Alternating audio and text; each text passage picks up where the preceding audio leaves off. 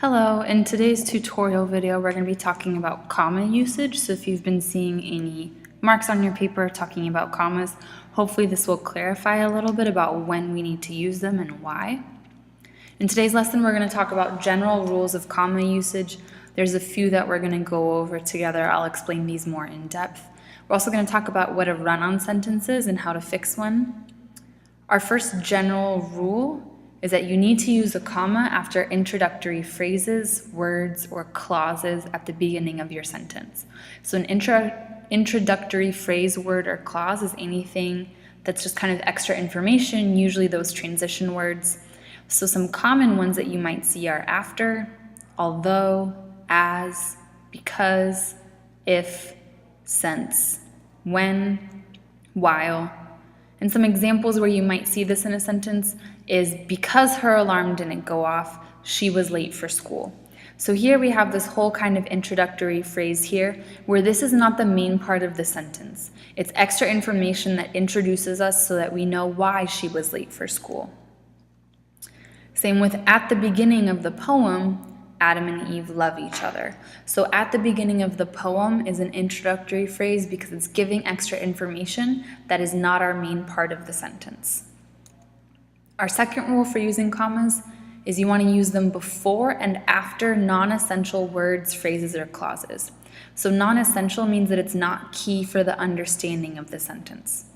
So if you need to know whether or not something in your sentence is non-essential, ask yourself whether the sentence would still make sense without that information. Would it still be grammatically correct without those words? So some examples. The sentence, my birthday, which is in July, isn't for another few months. In this case, saying that my birthday is in July is non-essential. It's cool and it's helpful to know, I guess, but it's not the main part of the sentence, so we put commas before and after so that we can kind of sort out and prioritize what is most important in the sentence. And so to double check this, we can try taking out that clause in the middle and see if it still makes sense. Would it still make sense to say my birthday isn't for another few months? We don't have as much information, but it's still grammatically correct, which is why we would put this in quotation, not quotation marks, with commas.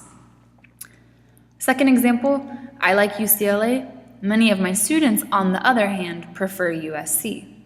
This kind of side note, this little extra information here saying on the other hand, that's not essential to the meaning of the sentence, so we're going to put a comma before and a comma after. And we can double check our work. If I just said many of my students prefer USC, that would still be grammatically correct.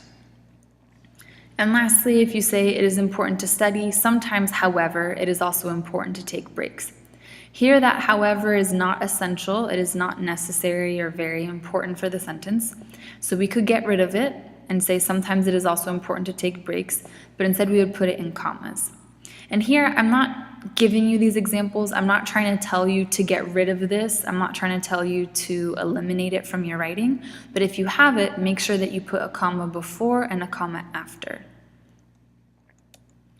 Our next rule is you use a comma if you're going to separate 3 or more words, phrases, or clauses in a series. This is probably the most familiar rule for commas. So for example, PMA uniforms include white, gray, and burgundy polos. Here we have a list of 3 different colors, so we're going to put a comma between the 3 of them. Also, still works if it's a little bit longer. So if I say Eve listened to the serpent, ate the apple, and then convinced Adam to do the same. Here we have 3 different items in a list, so we're going to put a comma after each item. Rule number 4, use a comma to separate independent clauses joined by one of the FANBOYS coordinating conjunctions. FANBOYS is an acronym for certain coordinating conjunctions: for, and, nor, but, or, yet, and so. And remember, an independent clause is something that could stand on its own. So if you have 2 independent clauses and one of these words in between the 2, you need to put a comma. For example, she woke up thinking it was Friday, but it was only Thursday. The way to check if these are independent clauses is to see if you could make them their own sentence. So you could say she woke up thinking it was Friday. That would be complete. And you could say it was only Thursday. That would be complete. But if we have but combining them, we need to add a comma. Another example, it was the last day of school, so all of the students celebrated. Here we put a comma because we have so, and we know that these are both independent clauses because if we try them one by one, they could each stand on their own. And our fifth rule, use a comma before a quotation or at the end of a quotation if your sentence doesn't end with it. So for example, the weird sister said, fire, burn, and cauldron bubble. Here we have this comma before the quotation. It's very important that this comma goes right after the last word of your own, and it goes before the quotation mark. That's important. But on the other hand, if we flipped the order of the sentence and the quotation went first and then you had your own words, in this case, the comma goes before the quotation mark. This is important, this matters, okay? You can't just switch it up and do what you feel like. If your words come first, the comma goes outside of the quotation marks. If the quote comes first, the comma goes inside of the quotation marks.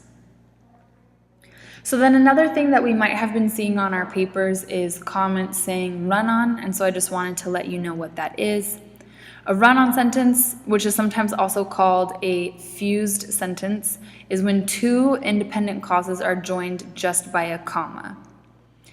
So remember, again, quick reminder about independent clauses, and you want to avoid run-on sentences. They are clunky and they are confusing. So you can fix it in two ways. You can split it into two sentences, or you can add one of those coordinating conjunctions that we were talking about.